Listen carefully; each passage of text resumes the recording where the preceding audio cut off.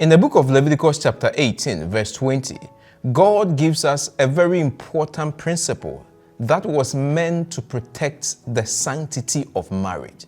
You know, marriage is one of the most beautiful gifts that God gave to mankind, even before sin entered into this world. Right at creation, God gifted mankind with marriage. And so for marriage to last, God is the only one who can give us the guidelines. And so in Leviticus 18 verse 20, he said, "Do not have sexual relations with your neighbor's wife and defile yourself with her." In other words, when God instituted marriage, God's plan towards marriage was that one man, one woman. God did not intend that one man would marry several women. These things came as a result of humans' fall. You need to understand that. Do not use any Bible character as an example, because the only person who is our example is Christ. But the plan of God for marriage is one man, one woman.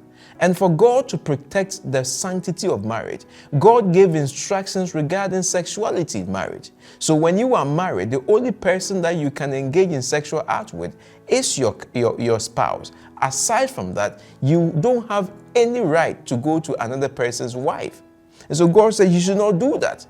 And later on, when God was giving the 10 commandments in the book of Exodus chapter 20 verse 14, God said, "You shall not commit adultery." In other words, don't sleep with another person's wife. Don't sleep with somebody who is not your spouse. This is against the principles of God.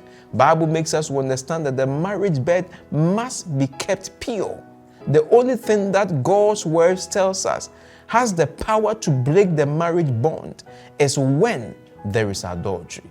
And so God hates it. And he says anyone who breaks what he has brought together, God would punish that person. Don't be that person who is going to destroy what God has joined together. Let us work hard to protect this beautiful union that the Lord has given to us. Do not lust after other people's wives. Do not lust after other people's husbands. But let your love and your joy be to the person whom God has blessed you with. And the Lord himself would make everything beautiful in your marriage. Remember, marriage came from God. It is a gift of God. And so when you are blessed with a wife or a husband, do everything in your power to protect that beautiful gift of God. And guess what? The Lord would bless you for that. May the Lord shine his face on you, and may he bless your marriage. And to those who are seeking to marry, may the Lord lead you on the right path so that you find the right person who will help you grow in the Lord. Shalom.